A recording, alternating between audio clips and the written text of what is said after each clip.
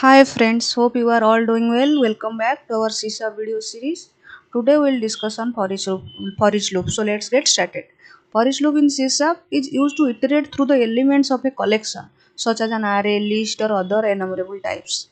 So if you are not aware about this collection, array already we have discussed in one of our past video, but collection we will discuss in our upcoming videos, so don't worry on that. Just like example of how to use the for each loop. So the basic syntax for each loop is like for each, then bar is the type of the variable, and element is a this is a variable that represents the current element in the collection. So element is represent the current element of the collection, and collection is the collection where we want to iterate over.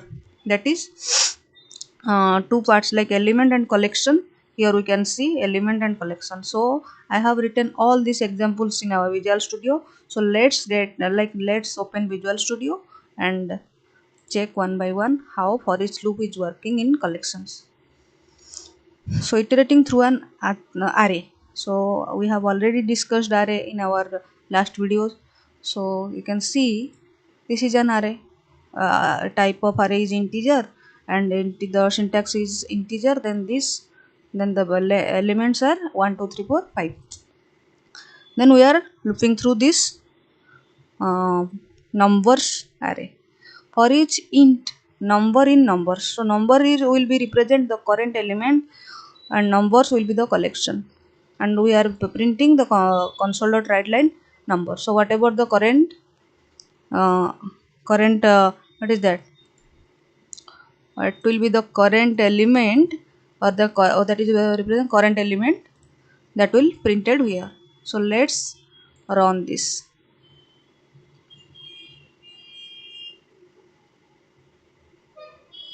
It will take some time. See 1 2 3 4 5. So it will print one by one. First it will print the first number, the first one, then the second one, third one, like this. It will print one by one by looping through the array. So this is our iterating through an array. We can comment this out and go for another example, that is iterating through a list is another collection we will discuss on our upcoming videos. So just remember now, like it is a collection, like it is an array. So the declaration is, or the declaration and the syntax of the list is like this: list string, and this is a string type of list, and the name of the list is names. Then new list string, we are initializing the list. Then the value of the list names will be Bob, Charlie and Rocky. So three names are there in our name string, and we are going to for each loop through this names list. So let's see. For each string name is the current element in names. This is the basic syntax for each loop. Names will be the collection name, and it will print one by one. Name, it will represent the current element. So first it will print the Bob, then it will Charlie, print Charlie, it will print Rocky, like this. For like other loops, we are going to like how we looping through the like how we are using for loop. For then the condition, then the increment decrement, this is not there in our for each loop. So for each loop is very straightforward. We are going to declare a variable that will represent the current element, and in and then the collection name. So let's see the output. It should print Bob, Charlie and Rocky one by one. Yeah, so that is iterating through a list. Let's comment this out and let's uncomment another example, the third example. Dictionary is also a collection. We'll discuss dictionary, list, other collections in our upcoming video, so don't worry on this. Just remember, this is some collections. One type of collection. List is one type of collection, and dictionary is one type of collection. So the syntax to declaring a dictionary is a different kind of collection. It will take what is this, key value pair. This is key, this is value. So dictionary, we are declaring int and string. int will be the key data type and string will be the value data type. So dictionary int string key value pairs, new dictionary int string, one will represent the key value and one this ONU will represent the value. So key value, key then value, key then value. So this type of collection will be like saved by our dictionary. So dictionary is such kind of collection which will take what key value pairs. So we can also for each loop this dictionary. How? For each loop key value pair int string key value pair in key value pairs. So this is the keyword key value pair int string, then key value pair will be the current element that variable in key value pairs, that is the collection name. And then we can print one by one console.WriteLine, then key is key value pair dot key and value is key value pair dot value.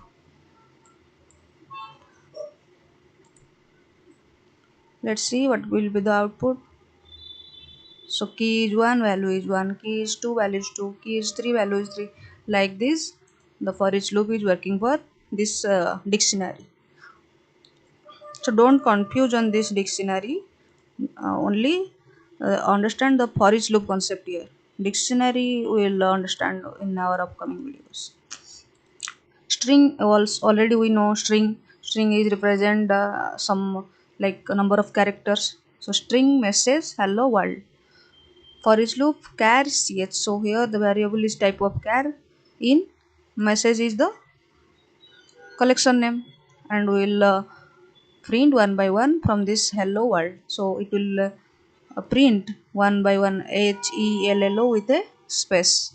It will represent the ch will represent the current value, and then a space, then the next value, like this. So you can see the output here. So you can see hello or wrl. So it will print one by one from this string. So this is another example how to for each loop through a string. Last one is our using for each loop with link. So link we will discuss in upcoming videos also. Link is a like important part of C#, so that is we'll discuss in our next videos. It will take several videos, so don't worry on this link. Only remember link is like used to filter, or we can do some action by using link queue, or we can here we are using link queue or link to filter this numbers list. So list is basically used in collection for several activities. Here only we are using list link to filter the numbers list and find the even numbers. So how we are using this is a list of numbers where we are storing 1 2 3 4 5 6 integer type of list. Then I have declared one variable that is called even numbers. Here what I am doing, numbers is the list and we are filtering numbers where n such that n modulus division by 2 equal to 0, meaning we are filtering the numbers list by which one is divided by 2. So basically we are filtering the even numbers from this list, and after that we are printing this even numbers collection by using this for each loop. So let's see. Also we can give a debugger here and we can watch how it is working. So this is numbers, so it is storing, if you see 1 2 3 4 6. So it is the index number 0 1 2 3 4 5 and the value is 1 2 3 4 5 6. Then by even numbers where n such that n modulus division by 2 means with the number which is divided by 2, it will keep this value inside this var even numbers. So Let's start even numbers. So what even numbers is storing? 246. See, and the new collection is even numbers, which will storing the value 2 for 6, all the even numbers from this numbers list. Then we are for reaching this even numbers, not these numbers. So 2 4 6 we are we are doing for each loop, and after that it will print one by one from this even numbers like 2 4 6. We can see.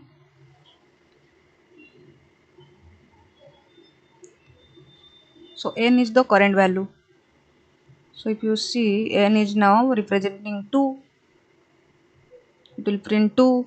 After that it will go the next number. Now n is representing 4. See, so it will represent one by one. Now, sorry, I have stopped running. Let's remove the debugger and continue the process. See, 246 will be the output.